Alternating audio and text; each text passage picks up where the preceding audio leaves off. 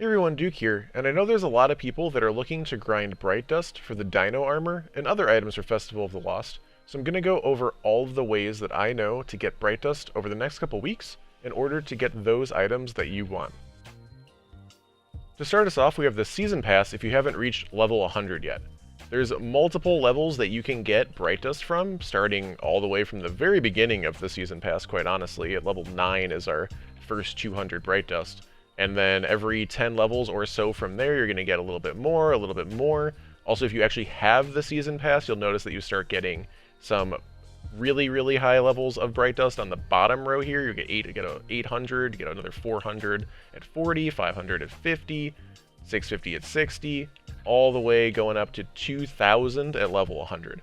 I know there's probably some people that maybe already leveled the Season Pass all the way. Not everybody though, so make sure the next couple weeks level up your Season Pass. You can get quite a lot of Bright Dust. This is honestly going to be your fastest way and biggest chunks of Bright Dust is going straight through the Season Pass here. Next we have seasonal challenges, which we're going to have 3 more weeks, at least if it's the same as usual, to have seasonal challenges. And any seasonal challenge that you see with Bright Dust here means that you are going to obviously get Bright Dust if you complete these challenges. If you've done, all of your week 1 through week 7, then you're going to have a little bit less Bright Dust. But if you're still missing some here, you might have a couple from earlier weeks that you haven't done yet. These can give you chunks of Bright Dust. Also note that the Challenger XP, when they say plus plus or plus plus plus, this is also going to mean you're going to get more Bright Dust. Basically, the more pluses there are, the more Bright Dust you get. If I remember correctly, the plus plus basically means you'll get double.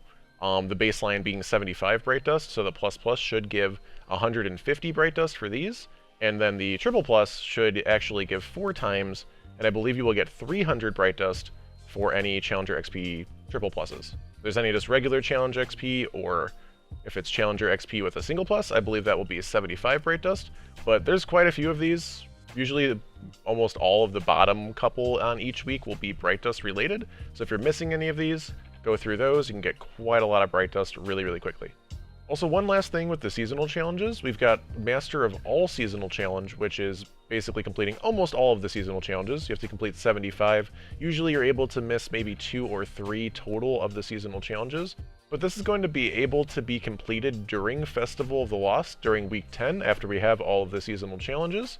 So this will give you 4,000 Bright Dust if you complete at least 75 of the seasonal challenges. So either A, make sure you stay caught up on a lot of these seasonal challenges that are currently here, or B, get caught up. Again, you'll get a lot of Bright Dust with some of the ones that you have available, and once you complete 75, you can get a huge, huge chunk all at once with 4,000 Bright Dust coming from completing 75 of these. Next we have the event itself, Festival of the Lost. With Evil Avante at the tower, there is going to be 2 weekly bounties that you can do every single week.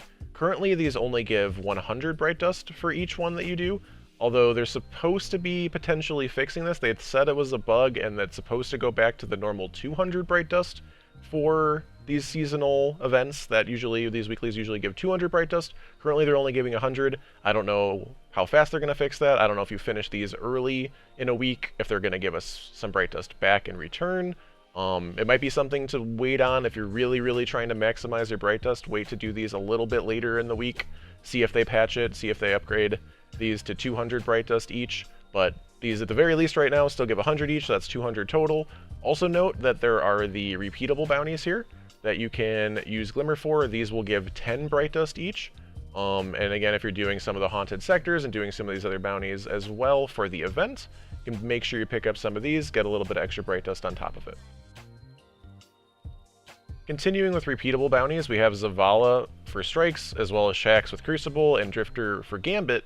They all have repeatable bounties. You can also buy these for 3,000 Glimmer each, so if you're doing strikes, if you're doing Crucible, if you're doing Gambit, you can buy some of these. These will also give you 10 Bright Dust per bounty that you do. Just note again, 3,000 Glimmer is reasonably hefty, especially if you're buying 5 of these at a time. That's 15,000 Glimmer.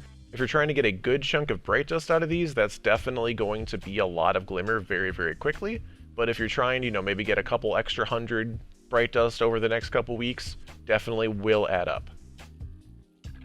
Also, the bright side of doing those bounties is if you do 8 bounties from each person, from Zavala for strikes, from Shax for Crucible, and Drifter for Gambit, if you do 8 bounties for each person, you'll notice you get Bright Dust there as well. So that's going to be another chunk of Bright Dust. You can do this every single week on every single character, so you've got three different activities you can do it in. If you have 3 characters, it's basically 9 times you can do this. Again, if you're also buying some of those repeatable bounties while you're doing some of these activities and getting these 8 bounties done, you're going to get more Bright Dust that way. You'll also be ranking up your Season Pass if you haven't done that. And on top of all that, if you also do some of these seasonal quests here, if the page wants to load, got the seasonal challenges here. If you're doing these seasonal challenges while doing some of that stuff, like for example, if I'm going for, if I'm playing Gambit, I'm getting closer and closer to this Gambit ornament. Or maybe in a previous week, if, like this one I still haven't finished, is again in Gambit, if I'm using fusion rifles and swords, again, more Bright Dust. So if you can kind of mix and match and kind of do all these things at once, you can get Bright Dust quite quickly. And one final thing, note that even if your Season Pass is already past rank 100, you will get a Eververse Engram every 5 levels. And those Eververse Engrams, even though it doesn't actually show it in here, because these are just apparently some of the more recently added ones, these Eververse Engrams have a chance to drop anywhere from 250 to 1,000 Bright Dust from just one Eververse Engram. To be fair, it's pretty rare, and again, you only get one of these every 5 levels, so you're going to need quite a few levels to actually be getting Bright Dust from one of these. But again, while you're doing some strikes, Crucible, Gambit, some of the sectors, doing those other bounties to get Bright Dust, you'll get some more levels, and this is another chance to potentially get a little bit of extra Bright Dust. I hope this quick video guide helps some of you out there in your quest to getting some of the awesome cosmetics available from Eververse for Festival of the Lost. If there's any Bright Dust tips I missed, make sure to let myself and everyone else know in the comments below so we can get as much Bright Dust as possible during the event. And as always, thank you for watching, and have a wonderful day.